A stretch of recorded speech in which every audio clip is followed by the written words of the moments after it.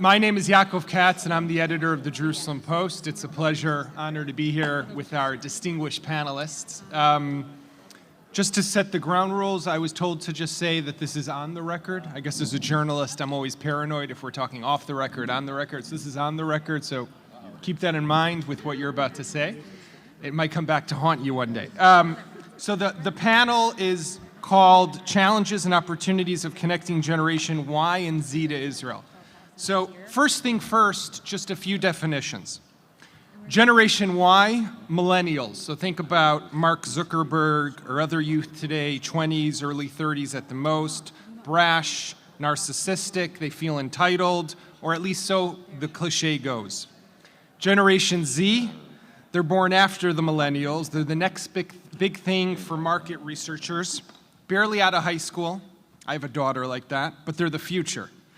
And they're also the first generation, I always say, to be born into the digital age, which has its challenges, but also has its opportunities. So when we get upset at our kids for being on their cell phones all day, we can, have a little pity for them. But the biggest challenge I think that we face today is how do we keep all of these Jews engaged, or these young Jews at least? And also, the other question is not only how do we keep them engaged, but how does the state of Israel attract these young Jews to be connected and feel connected to the country? How do we tell a narrative or a tale that can be compelling for a younger generation that doesn't connect anymore to the Holocaust or to the young and weak Israel that managed to succeed against all odds? So if we saw there was a major report that came out earlier this year by the New York-based Jewish Education Project that concluded that members of Generation Z want to be better human beings. They don't want conventional practices of being Jewish. That doesn't interest them. They might take a pride in their tribal Jewish identity, but they're largely checking out of traditional kinds of engagement.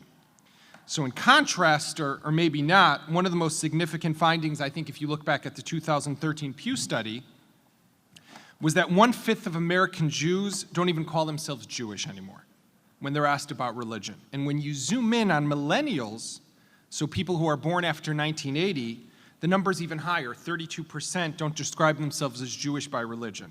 They identify as Jewish by ethnicity or culture. When you look at Israel, here are some stats. Roughly 80% of American Jews, 65 and older, say they're attached to Israel, compared to about 60% ages 18 to 30 who feel only very or somewhat attached to the Jewish state. 32% of Jewish adults under 30 say caring about Israel is central to what being Jewish means, while over 60 years old, the number jumps to 50%. So we see the trend. The younger you are, the less engaged, the less interesting Israel is for you. And I think today we have the right people here with us to discuss these issues. Dr. Bruce Powell is founder and current head of school of the Toledo High School, DTHS, formerly New Community Jewish High School in West Hills, California. In addition to founding the Toledo High School, he has helped to found, develop, and lead 2 other Jewish high schools in the LA area over the past 37 years, and has consulted on the development of a couple dozen Jewish high schools throughout the US. Meara, I got that right, Razon Ashtivker is Masa, Israel's North American COO, where she manages national recruitment and marketing efforts in the US, and works to expand Masa's vast global and local partner network to continue to bring an increasing number of young Jews to Israel in order to impact the futures of both. Jonathan Davis is Vice President for External Relations at the IDC, Interdisciplinary Center in Herzliya, Israel's first private university. He heads the Raphael Recanati International School as a member of the advisory board of the International Institute for Counterterrorism, and is a lieutenant colonel in the IDF spokesman's office in the reserves. Gidi is the CEO of Taglit Birthright Israel, one of the most successful organizations in the Jewish world today, which recently celebrated its 500,000th participant after 15 years. Gidi began his career as a diplomat in the 80s for Israel's Ministry of Foreign Affairs, served in countries and embassies around the world, Istanbul, Germany, New York, and will talk to us about Birthright. Rabbi Dave Felsenthal is the director of OU NextGen, including NCSY alumni, Israel Free Spirit, Birthright, JLIC, Heart to Heart, and on and on. A lot of different little subcategories here. OU's network of Orthodox communities on college campuses. OU's Tugly Birthright program, which sends 2,500 participants every year. And Heart to Heart is this independent, student-led initiative of Orthodox college students sharing their love of Judaism with their peers. So, we'll jump right into it. Bruce, maybe I'll start with you. You told me when we were talking by email before the panel that you held an assembly recently to commemorate 9/11 for your high school students, right? And not one of the 400 students, you said, remembers, and many of them were not born when 9/11 took place. It happened only 15 years ago. So 68 years ago, or 69 almost for the state of Israel, is 4 lifetimes of that. It's ancient history. How do we keep that alive for these young kids? How do we engage them? Thank you. It was an amazing assembly when I stood there with a firefighter who had run into the building and speaking to these 400 kids, and not one single child in that room had one single drop of recollection for 9/11. So imagine when it comes to the state of Israel. None of these kids understand Israel as a fragile state. They see Israel as one of the most powerful, probably the 4th or 5th most powerful country in the world militarily. We don't have nuclear weapons in Israel, right? That was a joke. So we have to educate them in the history. We have to educate these kids in the history. They simply don't know what I know, what my parents knew. They just no recollection. I remember the '67 war personally like it was yesterday. It was a fragile time. It was a frightening time. I remember the '73 war. It was a fragile time. It was a frightening time. And only at the last minute did President Nixon send the weapons that we needed to turn the tide of the war. Right? The kids have no knowledge of that. Frankly, many of their parents don't have that sense either. Right? So this is what we have to teach and what we have to instill in the kids. I'm going to keep it short. I have a whole list of things here to say, but I'll wait for another question. Well, so the question is, if they don't, so you're illustrating the problem. They don't remember, they don't know. So what can we do to get them to remember, not to remember, but get them to engage, to be interested? You should all send them, of course, to my high school. Look, one of the things that alienates Gen Y and Z, which are the millennials and then the generation right after them, is that they want to have a relationship with Israel. But that relationship is very different than the relationship I had or my parents had or some of us have. Very different relationship. They're American kids. Even if they're of Israeli parents, they're American kids. So we have to be careful not to label these kids anti-Israel the minute they criticize anything that goes on in the state of Israel. They get labeled anti-Israel. We can't do that anymore. That's simply, we have to stop doing that. There's basically 2 groups. There's pro-Israel, there's anti-Israel. Anti-Israel means I don't believe the state of Israel should exist. Everybody else, pretty much, pro-Israel. I do believe Israel should exist. Now I want to be in a relationship with Israel, and so we have to teach them how to be in that relationship with Israel using their American values. All right, and that's a very, very nuanced and very difficult thing. I teach a class called the Israeli-Palestinian conflict, and I give them this overview of history, the Jews' long-term historic rights to the land of Israel and so on, but at the same time, the Muslim community has been there since around 600-700 before in the Common Era. We were there, for sure 1,000 before the Common Era, so at least 1,600 years before. But the kids have to understand there was another group there for 1,400 years. All right, and we came in, and there's two narratives here, and they have to know both. These kids have to know both. They're not going to simply say, my country, right or wrong. They're just not going to do that. And if we label them anti-Israel for saying things like that, then we alienate the entire generation. And I think we have to be very, very careful in how we do that. Finally, we have to teach the kids that whereas we want Israel to be an Or LaGoyim, a light unto the nations, it's a real country with real issues. You know, Ben-Gurion, I'll just end with this. Ben-Gurion said early on that he wanted Israel to be a country like all other countries. I think he was wrong. And I say that very carefully, right? Because Ben-Gurion is one of my heroes, right? I don't want, and these kids, my students, do not want Israel to be a country like any other country. They want Israel to be better and to reflect those values that they so deeply believe as American Jews. Okay, so Gidi and Meara, you guys, both the two of you, I think, run the projects or the organizations that bring the most youth to Israel, right? Birthright and Masa together. Can you both, maybe Meara, you go first, then Gidi, what are you finding different? What are you finding are the main challenges, and how are you dealing with them? So we found that can everyone hear me?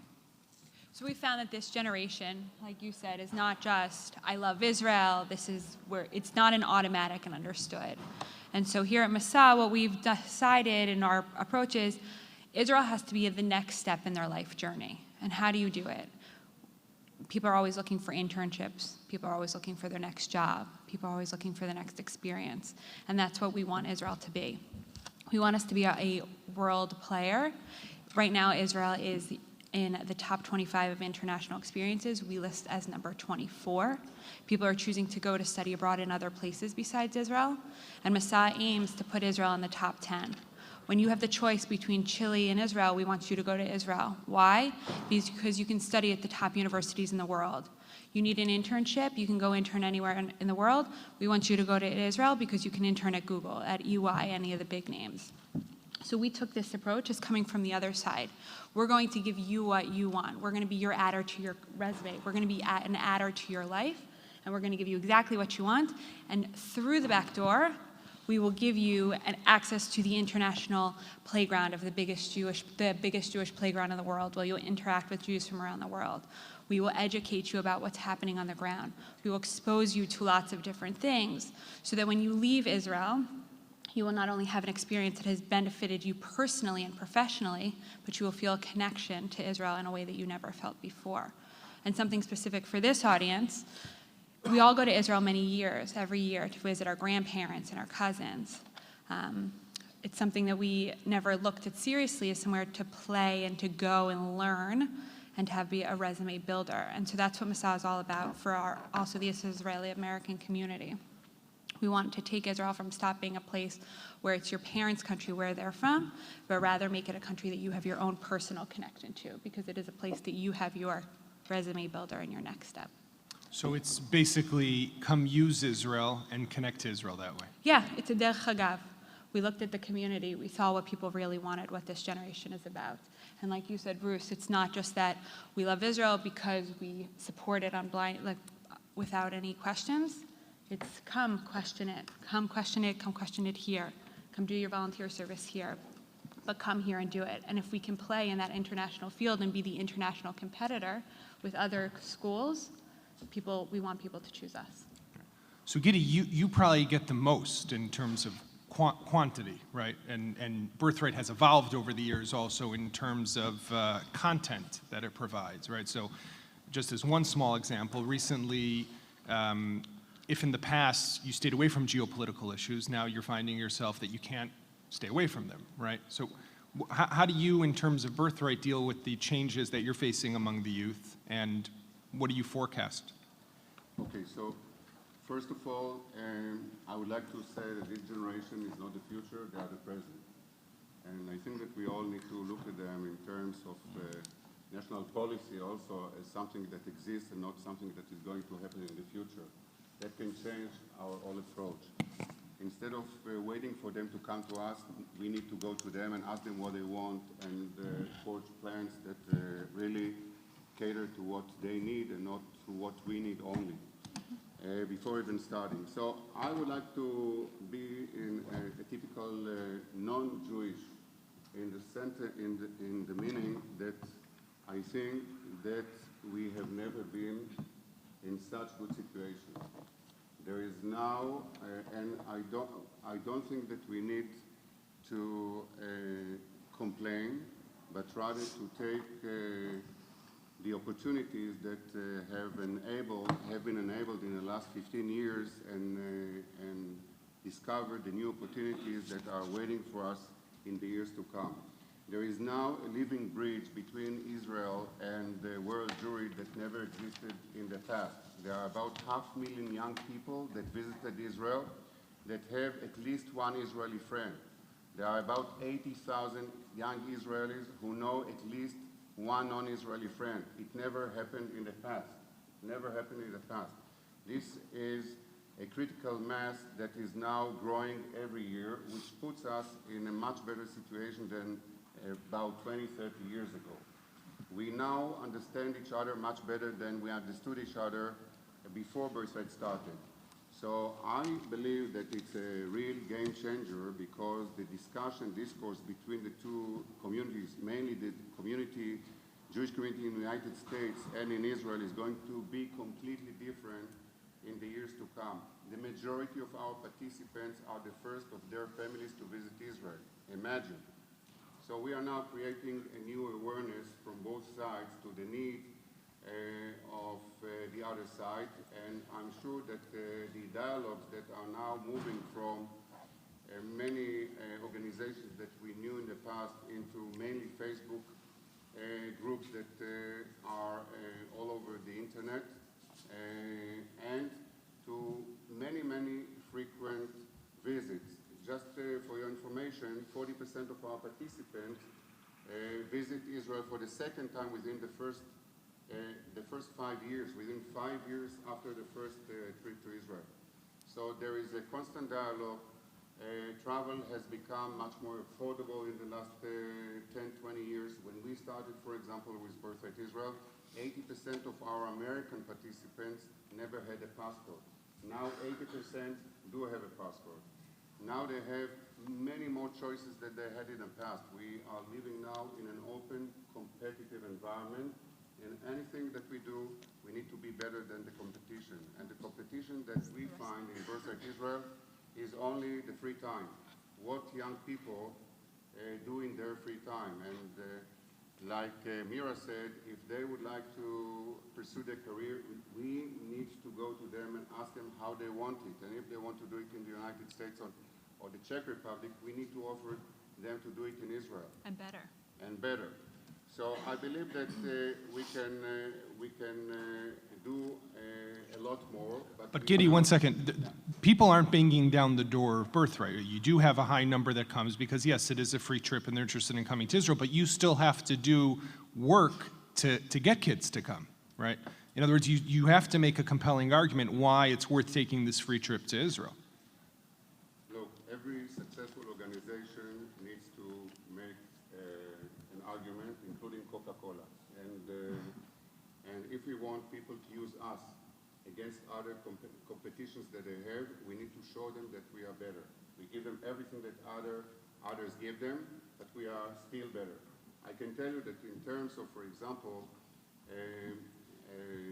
homeland tourism, this is a new phrase that has been shaped over the last 10 years among some countries around the world who would like to bring over their diasporas back home. There are about 5 to 10 countries that imitate Birthright Israel in terms of how to do it, and they come to us and ask us how we build such a program that really attracts their younger generation in the United States to come back to their home countries. So how do we do it? Quality, quality, quality. Okay. Jonathan, so IDC, you have a lot of these young Jewish kids from around the world who come to university in Israel, come to study and get degrees. What do you feel is the impact that this is having on them, on the future generations, on how to bring maybe more people? Okay, well, first of all, does this microphone work? I being cut off by the East Germans again. Does it work? Can you hear me? Okay, good. Terrific. So first of all, I have the rabbi to my right to thank for being active in the OU and sending many, many thousands of people to Israel. We have Gidi to my left to thank for sending hundreds of thousands of people to Israel. We have Meara from Masa to thank for sending tens of thousands of people to Israel. Okay? And why do I say that? Because at IAC Herzliya, which is Israel's first private but non-profit university, Zionism is our favorite word. It's the Zionism and the humane approach of Theodor Herzl, Jabotinsky, Ben-Gurion, Menachem Begin. It includes liberalism, it includes humanism, and my president who coined that phrase is sitting in the audience, Professor Uriel Reichman, for whom I work. Now, when you take all of that together and you add to that an excellent academic program, and you basically end up with close to 2,000 students, which is a third of our student body, who study in English, then what ends up happening is you get students from all over the world who are willing to come to IAC Herzliya because we're considered like a little house on the prairie, some kind of New England college. Some people call us semi-Ivy League. Many of our professors come from Ivy League universities who we brought back to Israel to teach and are bilingual. And so we have no less than 600 North American students studying right now at IAC. They make up about 30% of the international students. The other third comes from Europe and other places. But the beauty is that out of those 600, 150 are graduates of Birthright. So I guess Gidi must be putting something good in his drink every morning before he comes to work, because something's working there. Because at the end of the day, we're reaching these individuals. As far as Masa is concerned, our little house on the prairie is the #1 academic client of Masa in Israel, because we have so many students coming from around the world who, in their first year of studies towards their academic degree, are at IAC Herzliya, so we become the #1 client of Masa as well. So the people surrounding me here are basically feeders. Now, what we would have to ask ourselves is, what kind of an impact can we have?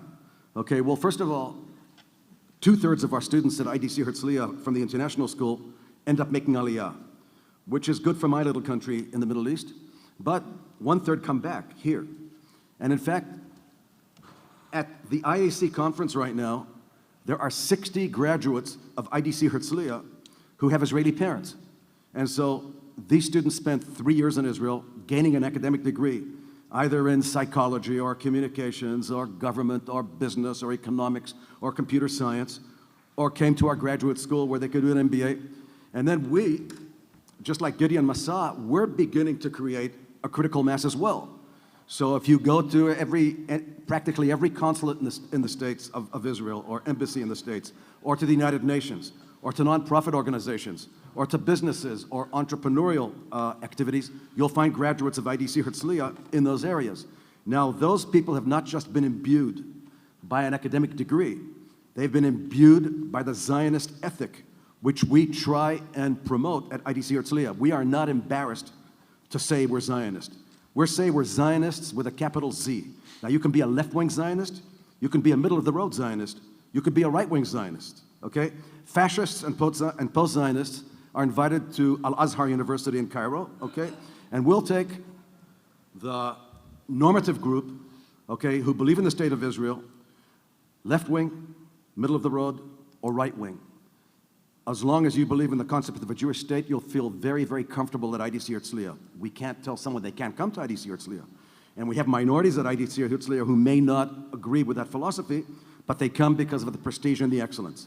For example, we have 11 African refugees at IAC Herzliya from Somalia and Eritrea and South Sudan who came because of academic excellence. Okay, we have Israeli Arabs studying at IAC Herzliya alongside Jews.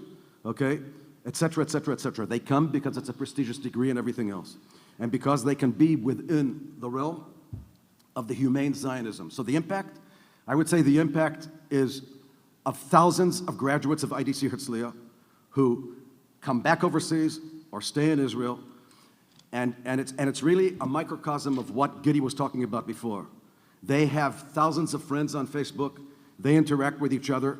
We just need to do a heck of a lot more of it, okay? We welcome all of the other universities in Israel, by the way, to also open English-speaking tracks. Let's live in some messianic world one day where tens of thousands of students from the United States wish to come to Israel to study for a full academic degree, which is at a fraction of the cost, by the way, of a degree in the United States of America, and is prestigious. And so if we do that, okay, it's like concentric circles. You start with Birthright, and then you go on to another program, and there's another concentric circle. Maybe the center of those concentric circles, okay, is the youngster who decides to serve in the IDF, okay? That's the center of the circle, but we're not gonna inculcate anyone with ideology. We're just saying, let's spread the word. I'm a very simple guy, and I prefer to look at common denominators. The youngsters who finish at our place have a pretty good feeling about Israel. They're not afraid to criticize Israel when Israel needs to be criticized. And there's a lot of things in Israel that we need to change, okay, which hopefully will be changed one day if we ever change the electoral system in Israel and change the system of government in Israel, but that's another story for another workshop. Wait, Jonathan, you also said that if you sign up today, there's what's the discount if people sign up now? For your daughter, 50% off because you're a journalist and you're the editor of the Jerusalem Post and we don't mess with journalists. But for anyone else, no, I'm joking. For members of IAC, 10% off. No, I'm joking. So Rabbi Dave, and you said we could call you that. So OU, being obviously Orthodox organization, but you work with youth from across the spectrum, right? Most of the youth that you engage with, NCSY or other of your programs, have no background at all, right? So when you look at the youth today, what is the message, I think, that appeals to them? What's the message that's compelling, that's bringing them closer to Judaism, but also connecting them with Israel? Awesome question. I want to address that, and I also want to address a couple of the other points. So first to the question that Dr. Bruce raised. We'll do Rector. Can I call you Dr. Bruce? Just don't call me late for dinner. So I like to look at the good news. When we looked at the Pew Report, what I saw was the Birthright effect. Birthright, I believe, is the most significant event for the Jewish people since the creation of the State of Israel. And that I see that the Birthright effect has reconnected, thank you, I hear some clapping. It's reconnected 500,000 North Americans to Judaism, and you can see that in the Pew study. And so I think that is one answer to what the doctor was raising about these 4 lifetimes separation. And because of today's environment, which, to answer your question, students' birthdays are the biggest national holiday for them. And if we, so one of the things that we do in our marketing is that we connect to them on their birthdays, not just their English birthdays, but we also have a program which translates that into their Hebrew birthday, and we're the only ones wishing them happy birthday on their Hebrew birthday at 12:01 a.m., because if you're the first to social media wish them a happy birthday, then you're their best friend. So it's very important to be there at 12:01. 12:02, and you're not the first, but 12:01, very important. So working with Birthright has given us a huge insight into this marketing, and Noah Bauer with Birthright and their team is amazing at figuring out how to best market to this community. And we find that 7 touches, that if we do 7 touches with them, then we can recruit them, so it's not the advertising of Coca-Cola, as Gidi was saying. It's Birthright is much better advertising than that, because we have access to these students. We know where they are. At OU, we have 250 public school clubs, students who are not religious at all. And a lot of them don't feel that they're Jewish. They come into our clubs and they say, look, I'm really not so Jewish, but can I have a free piece of pizza in the club anyway? And we're like 100%, because they are Jewish, but they for some reason they feel like they're not Jewish, and they're not Jewish enough. And so reaching out to them is actually really simple. It's good news. They're friends. They listen to their friends. They read what their friends post. And if their friends are posting good things about Israel, then they're thinking good things about Israel, and then they're open to it. And that's really the key.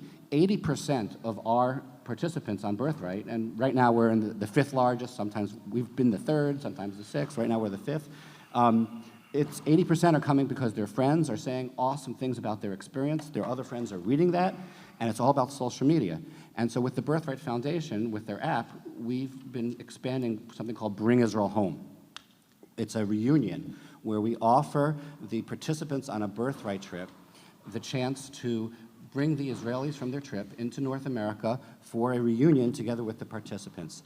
And we announced this on the day that they're leaving. So they're all crying, oh, we're not going to see you again. How are we going to see you again? And we say, guess what? You can be together again. Do 100 points of Jewish activities, get involved in your Jewish community, in the activities that are appropriate for a community, in Jewish education, and you can have this reunion. And here this weekend, we saw it. We have around 100 participants, staff and participants together, partnering with Masa, partnering with One Table, partnering with the alumni community, partnering with everybody, and they're here. And we found, Lior Isaacs did a study, it showed that a year later, they're still doing over 2 frequent Jewish activities every single month. That's how we define frequent. At least once a month, they're still doing 2 Jewish activities. So they're connecting to their community long term, and we don't have it right yet. This is just like an experiment stage.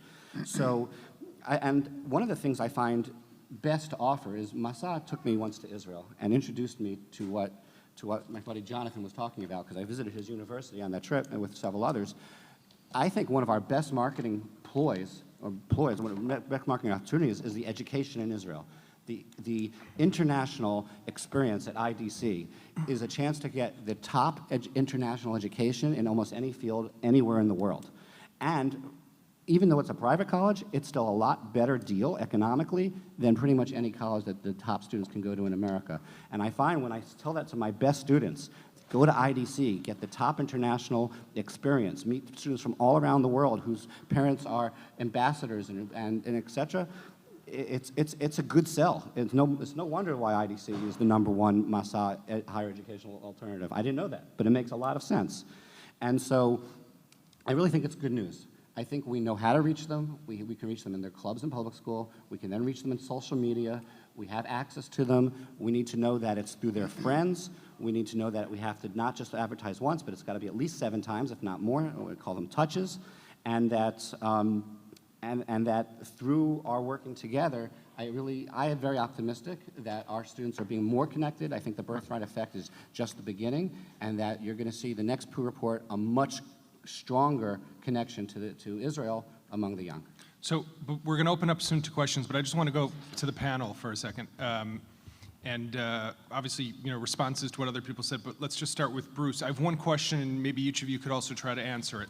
And some of you, Bruce, you touched upon the Israeli-Palestinian conflict, and it's something that we need to talk about and expose kids to both narratives. You can't hide it anymore. Meara, you mentioned how, no, Israel, you didn't necessarily touch upon that, but you said, look to Israel as a resume-building opportunity, right? So you can take advantage of it. Forget about the politics, and maybe I'm inserting a few of my own words, but let's, come for that side of it. Jonathan here spoke about Zionism with a capital Z and all the, the bad post-Zionists, let's say, right? Go off to Cairo. So the question I want to ask you all is, when you kind of penetrate the surface and go deeper into the messaging of what you're offering your participants, how do you maneuver, steer the minefield of the politics today, which have become complicated, right? That's an easy word to use. So Bruce, maybe we'll start with you and just go quickly through, and then we'll open to questions. As an educator, I don't talk about politics in my classroom. I take no positions personally, which the kids appreciate. What I do is I ask a lot of questions. Because this generation needs to find those answers for themselves, and they're all plugged in. They were all born with internet connections. All right, those of you who've recently had children, you'll just have to look. It's there, and so when something is said that is politically hot, instead of saying, no, you're wrong, or that's an anti-Israel statement, or whatever, I say to them, okay, take out your phone, take out your computer, look it up. And don't look it up on the first website that pops up. Look at the first 10 websites that pop up. So, in this, there's so much misinformation. So when we have the kids focus in this generation on the facts, have them look at the facts, then let them interpret the facts, and stay away from the debilitating, almost toxic political discussions, because we don't live in Israel. All right, Sean Evenheim in the last session said, look, he doesn't believe we get a vote. You know, our children are not fighting in the IDF. Why do we get a vote about security? I happen to agree with him. But we have to guide them and help them find those facts, those political facts.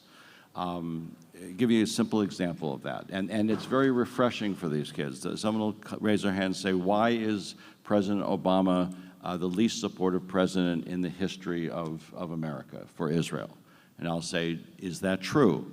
Well, my father said it was true. Okay, let's look it up. Look up Obama's support for Israel or whatever. And then they look it up and they find facts. They say, well, wait a minute. You know, he's just negotiated a $38 billion 10-year support package. Oh, that doesn't sound anti-Israel. Or he just did this or just did that. Or he and Prime Minister Netanyahu don't get along. Yeah, that's probably a fact. I don't know if that's a fact or an opinion. But okay, let them get the facts, and then they own that, and then they can do, and then they have real information, and they can do real hasbara, all right, which does not mean advocacy, it means explanation. Okay. Meara? I think there's two different things. I think there's people who are living in Israel to be exposed to the conflict, and I think that there's people who are here in America and to talk to them about going to Israel because of the conflict. I think it's very different. When people come to us and say they were very interested in exploring the conflict during the year-long program, or they're very much into social justice or left-leaning programs, we steer them to come to Israel, ask those questions, explore it. There's definitely ways to do it. So we encourage people to come to Israel. And while they're in Israel, living like an Israeli, having the most authentic experience, education's a big part of Masa. They're exposed to the conflict. They're exposed to different sides of it. We recently had a seminar for all the different program operators, and 70% of the attendees at the conference came to learn on how to teach the conflict better to all their participants. We have over 12,000 participants a year in Israel on Masa programs. People want to talk about it. People want to explain it. They want to learn how to talk about it to the right people and talk about it in the right way. It's an important piece, and it should be encouraged for everybody to come to Israel in the right way to figure out it for themselves. Gidi? So we have, since day one, do nothing without the presence of Israelis. So we are, by the way, I believe the largest educational program today in the IDF. And most of the information that our participants get come from the Israelis. There is huge difference amongst our participants between their knowledge and their opinions. Most of them think that they know everything before they come, and only when they come to Israel, they get this humbling experience. Out of every 8 Israelis, as you know, there are at least 9 opinions. And this is the best feeder of potential perspectives and ways to see the situation. We felt that it was quite good, but not enough. So in the last year, we established a core of the best speakers in Israel. And we had a seminar that could give them some guidelines to be able to speak about the relationships. And I'm not speaking about conflict, about relationships between Arabs and Israelis, Arabs and Jews in Israel and the Middle East. We call it the geopolitical component. And they speak about the situation in a way that every Jew coming from the left or from the right could agree, because we realize that the common denominator is huge. Secondly, we are now starting a second phase of this program, which is taking our participants to places that are going to show them cooperation between Arabs and Jews in Israel, in order to understand that not anything that has to do with Arabs and Jews is immediately conflict. And by exposing every year 50,000, 50,000, 50,000, within 20 years, imagine it's another 1 million people that are going to see the truth from all its perspectives and not cling to something which is esoteric and they heard about last night. So this is something that we do, and also we take the relationships between Israel and the Arabs into a much broader context. For example, there is a very beautiful cooperation that we just built with IDC. We started to offer now credits, academic credits, to participants that come for 13 days.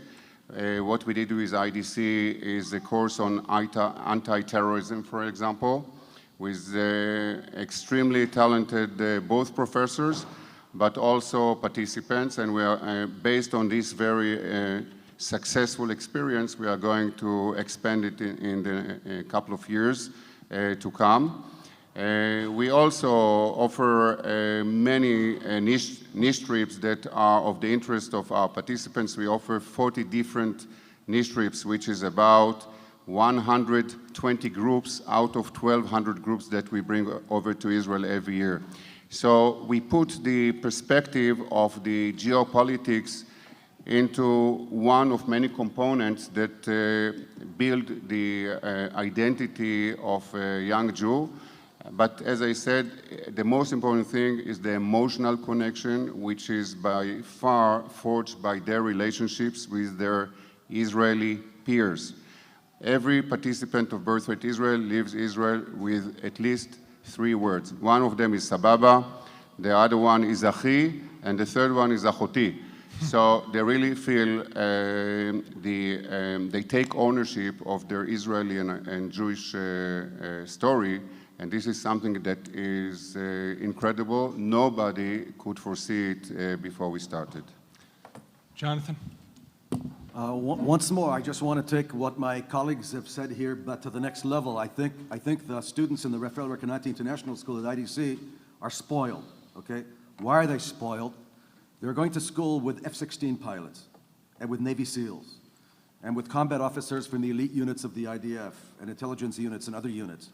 And they befriend them frequently in class because 20% of the students in the RIS are actually veteran Israelis who decided to spend a lot less money studying at what they perceive to be a New England school, even though there's no change of leaves on the eucalyptus trees at IDC Herzliya.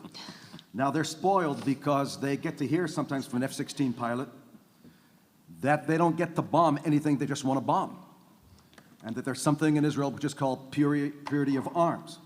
Okay, and when hundreds of these people come back to the States after they graduate IDC, they've been imbued by it. They've met these pilots. They've met these Navy SEALs. Some of them really took it to a very serious state. They got married to another person from IDC. Now that's the center of the concentric circle. Reichman considers those people, by the way, his grandchildren. And he has hundreds of those grandchildren around the world, including the United States. Another thing is just the very simple facts of life. If there's a student at IDC who's doing a 3-year academic degree taught in English, they're going to stand at attention at the Memorial Day for the Israeli soldiers at least 3 times during their academic studies. And they're going to stand at attention for 2 minutes and remember the 24,000 casualties who we mourn for on that Veterans Day in Israel, Memorial Day. They're also going to stand at attention 3 times during their presence at IDC during Holocaust Day, when they're going to stand at attention for 2 minutes and remember the 6 million Jews, amongst them 1.5 million Jewish children.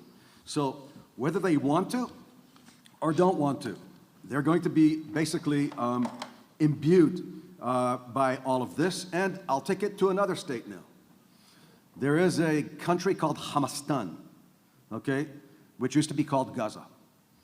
And Hamastan used to have 10,000 rockets. They now only have 5,000 rockets. They used 5,000, okay? And when the rockets were landing in the center of Israel from Hamastan, the students themselves decided to open an operations room. That operation room had 600 students from 36 different languages. The Norwegians were tweeting in Norwegian, and the Swedes were tweeting in Swedish, and the folks from Minnesota were doing it in a Minnesota Midwest style, okay? And the guys in South Africa were doing it, okay, in a South African accent, not a British accent or an American accent or whatever kind of other accent. Now, the rockets were landing on them. Now, they can be left-wing Zionists, middle-of-the-road Zionists, or right-wing Zionists. The rockets were landing on all Zionists. By the way, they were also landing on post-Zionists and fascists, but that's another story.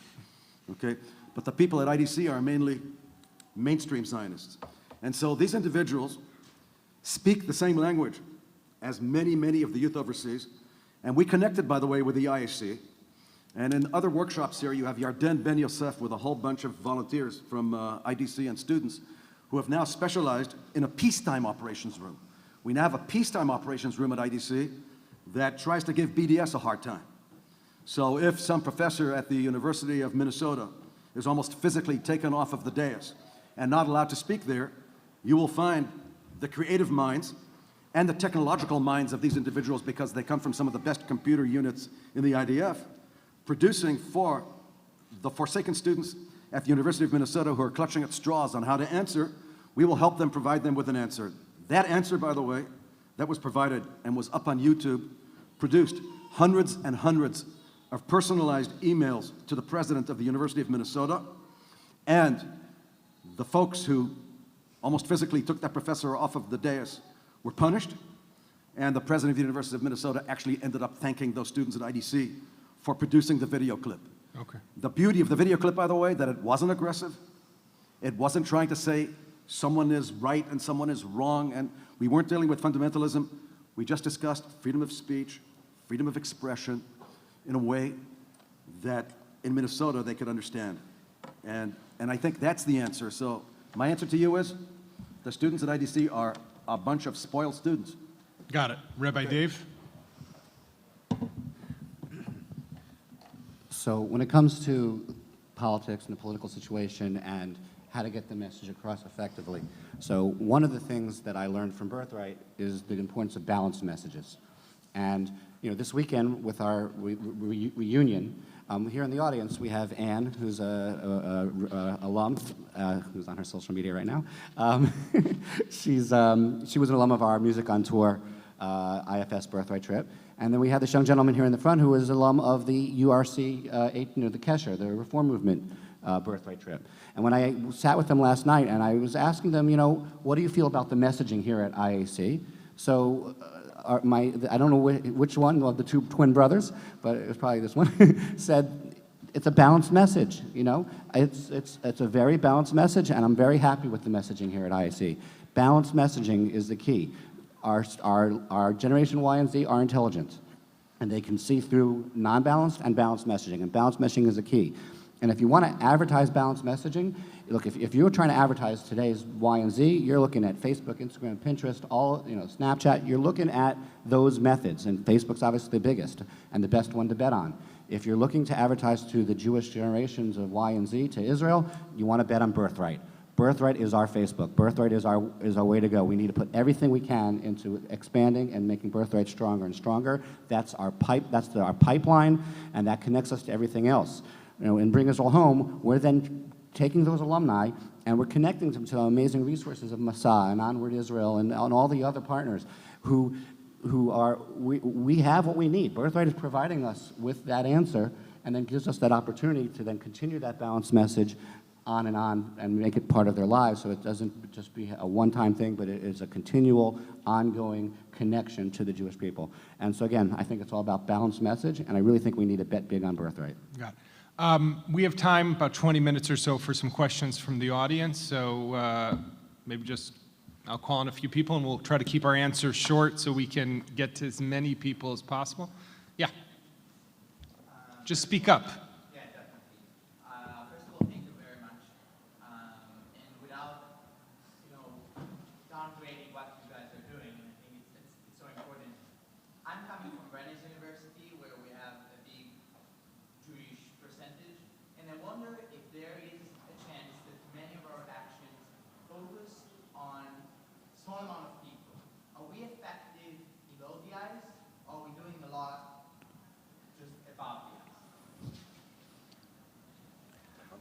Let me answer that very specifically because I think it's a fabulous question. One of my youngest daughter went to a university called University of California at Berkeley. Some of you may have heard of it. And I would say that probably 50% of the population of UC Berkeley are of Asian descent, all right, Korean, Japanese, Chinese, Vietnamese, and so on. And all Americans, they vote, and so on. So my daughter's role was not to go and fight against the BDS people. She did that also.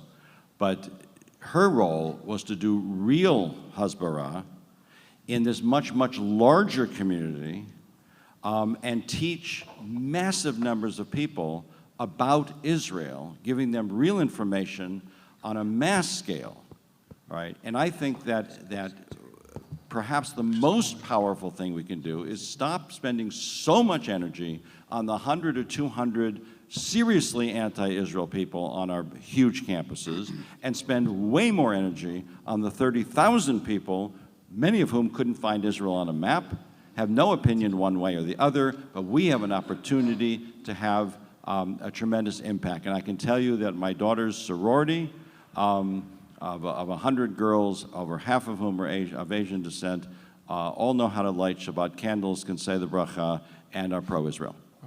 Rabbi, you want to say something? We used to talk about 5 degrees of separation. Now it's really 1 degree of separation. Yes, we are not just hitting the tip of the iceberg. The entire iceberg is being affected by what we're doing. The social media posts from friends to friends, from the Birthright, 500,000 now, and it's going to be millions, are amazing. I mean, just in our little project with the follow-up, we've had over 100,000 posts on social media about positive things about Jewish education and being involved in the Jewish community and being connected to Israel. And that's with only 30 pilot buses so far.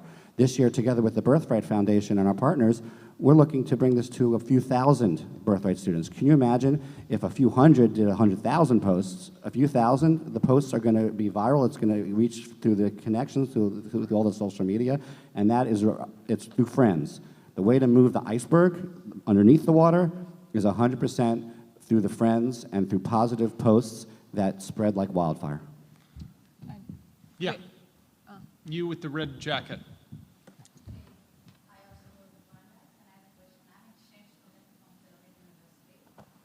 Louder.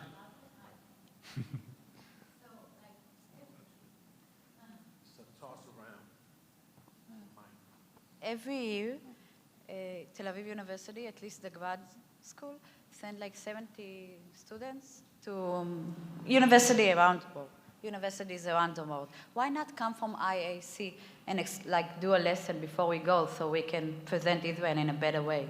I mean, we can use this, I think, enormous resource to say more positive thing about Israel, because I feel like I represent Israel and I say what I think, but I don't have really the tools. Like, no one speaks to me before and told me what to say, how to represent. I think it's, and I'm only from the grad. We have undergrad, and among all the universities in Israel, we can explore this resource. I'd like to. You're 100% right. We work a lot with the shlichim and everybody else who comes here in the official delegations through the Jewish Agency, but I think this is like this is an avenue that we should leverage more. Yeah. Just like your other question about it, the iceberg. Are we reaching the underneath part, or only just going and speaking to the same group that already agrees with ourselves? And that's really what I think that I've really started to do and implement is come from different angles. Let's leverage what exists, and let's get to people who don't know about us, who don't hear about us, and I think that is a really good way. So it's not currently being done, at least not through Masa, but it should be.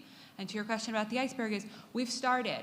So we've started to talk to education departments. We started to talk to business schools. We've started to speak to hospitality departments to get them to know about Israel in different capacities. So it's not just coming out of the Hillels and the rabbis and the Judaic departments, but it's coming from all the different places. It's about utilizing what exists currently on campus and make it stronger. We don't need one more organization, but rather we need to strengthen and support people to get their message out even better and to have a more and bigger impact. So Also, yes for you, and yes for you. We should be doing it, and we can do it better. Because you're right, you have a lot to say and can influence. I want to thank you also. We have 80 Israeli exchange students on our campus. We send 80 kids to Israel, and we have 80 kids in our midst, 15-year-olds.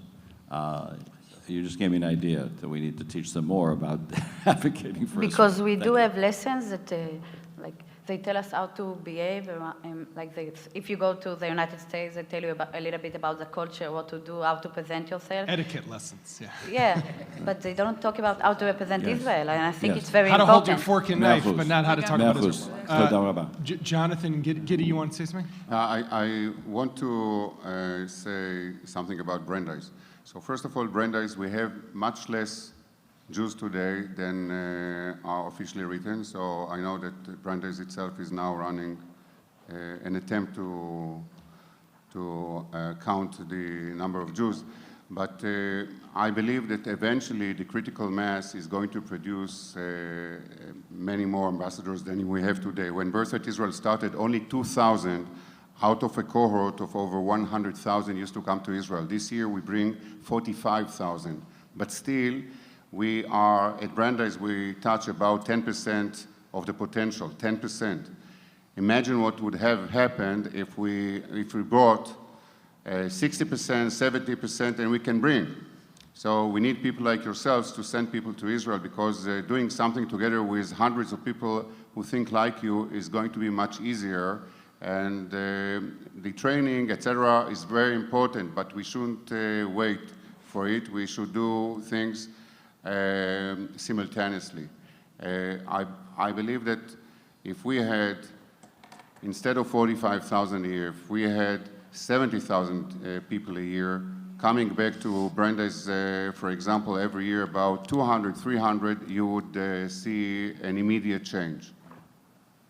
If I could just, the young woman from Tel Aviv University, our neighbor to the south, where rockets also fell. What is your name? My name? Adva. Nava? A-D-V-A. Hadar.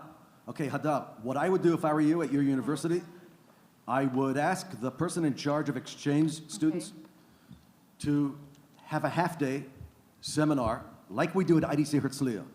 We have about 120 exchange students at IDC Herzliya who go all over the world as exchange students. So we do give them a half-day. Some of it is about etiquette and how to behave, okay, to behave like a mensch when you go overseas, et cetera, et cetera. But in addition to that, we give them the 10 Commandments of how to make the case for Israel in a non-aggressive, happy, positive psychology type of way. And if you'd like to take my card afterwards, I could advise you how you can build a day like that. Because for us, 70 people from Tel Aviv University who come in exchange programs is another 70 ambassadors, basically for the state of Israel, and it's very important. I suggest you go to Yarden Ben Yosef, by the way, who's here. Yarden Ben Yosef, okay, has a stand here, and he's dealing with social media, okay? I suggest you speak to him, because they also have all kinds of clever things. As far as the iceberg is concerned, in one sentence, a lot of people used to laugh at Theodor Herzl, okay? Nobody wanted to give him money. They thought he was a lunatic, okay? But we have a Jewish state. So it began at the tip of the iceberg. It ended up with a critical mass of 8 million Israeli citizens who live there today. There was a brief statement here on BDS that they only have 200 people. And so therefore, why should we deal with them as much as we would try to deal with the critical mass of people? My answer to that would be, I hate to use military terms, but 160 suicide bombers murdered 90% of Israel's casualties during the Second Intifada. Why? Because they had the most impact. And if you have 200 BDS people working 24 hours a day in social media, calling Israel an apartheid state and influencing hundreds of thousands of minority groups in the States, who then end up having a very negative view of Israel, we need to do both things. On the one hand, we need to be very, very wise and strategic and not waste time trying to go makot, okay, with each BDS person, okay, but deal with it on a tactical basis in the new media to make sure that we have the edge to the best of our ability. At the same time, we need to get to the critical mass. But in my view, by the way, on most campuses, the critical mass of the non-Jews don't really give a damn about the conflict that much. Okay. They'd rather go surfing. Yes, ma'am. I have a question, a comment to the panel, a question to Dr. Bruce, if I may. First, I disagree with your statement about 200 some, the way you define it, haters or so. That was statement that was both the newspaper, so I think we dealt with. But you're asked twice, I think, about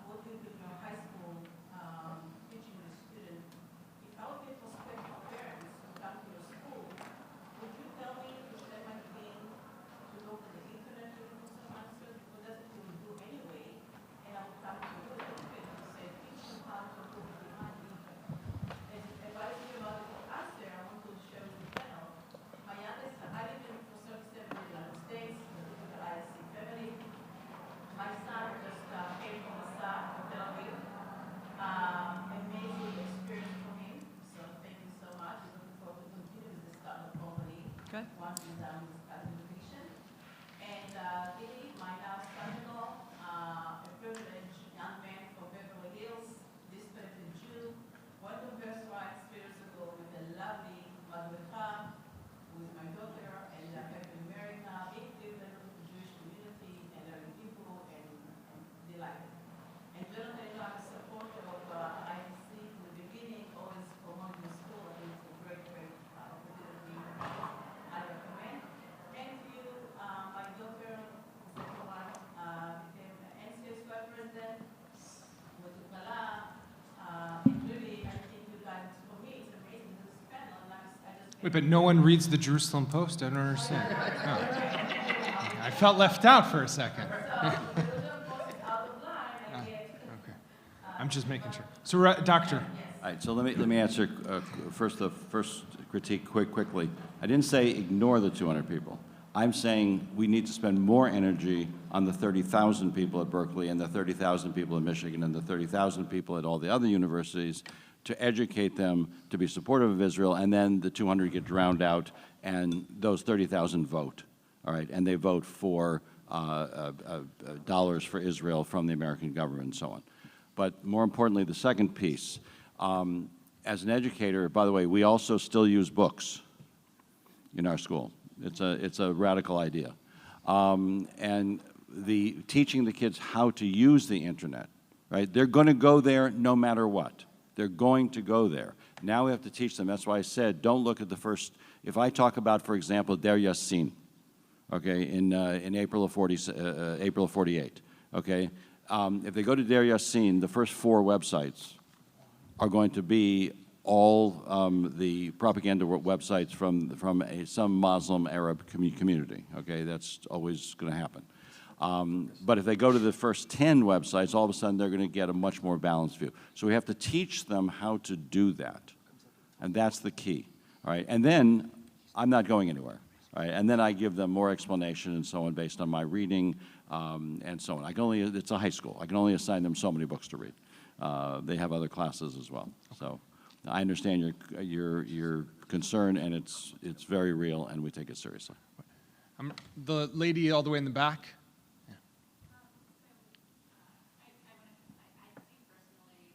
Birthright does to students. I've seen people who went on Birthright because it was a free trip and came back completely reborn, and it's a wonderful thing not only for our people but for generations to come. In my community, I see people who are not millennials kind of miss the Birthright trip by a couple of years in their 30s and 40s, who have never been to Israel and as you said, probably not located on a map and really are very neutral about Israel. Is there any thoughts about expanding Birthright to that age group or any other programs for that age group? If the question, if we thought, yes. But are you doing? We discuss. We will have to make a decision about it. We just know that when we started, we decided 1826 because that was somehow about 2-3 years before people made their decisions about their trajectory, life trajectory. And we understand that now the 26 of 15 years ago is about 32, 35 of today. So we shall have to make a decision. There are many considerations that we need to take into account. For example, if we extend the age, what would happen for those 60% of those who don't come from campuses today saying, when I grow up, I have more time and I go, and eventually they don't come. So if we now say that we extend it to over 30, they are not going to come at all. So we shall have to see if there is a way, first of all, to continue our emphasis on campuses, but at the same time to get back to our original goal, which was 2-3 years before lifelong decision-making cutting edge. Gidi, she's offering you $100 million. You forgot to mention that. I believe that there is almost endless amount of money in the Jewish world, and my competition is not Jewish organizations. My competition is money that goes to non-Jewish causes, which is the majority today. And I believe that if we make a good case, we are going to find the money. Rabbi? So, well, first of all, if my wife doesn't get her Jerusalem Post, then she's very cranky, so big fans. Something you might not know about, all of us are working together with the Mosaic Project, which is a project of the State of Israel. And they are focusing on one of the main areas that they're looking at now is the young professional community, the older generation. I was just at the JFNA Young Leadership Cabinet Conference. A young leader there starts it goes up to, I don't know, like 40 even. So there is a huge focus coming now on that age market. All of us are working together as partners to address that. And just, it'll take a little while, but hopefully not very long, and you should see some really cool stuff. Okay, I think we've hit our time limit. I want to thank our panelists, and thank you all for being here. Thank you.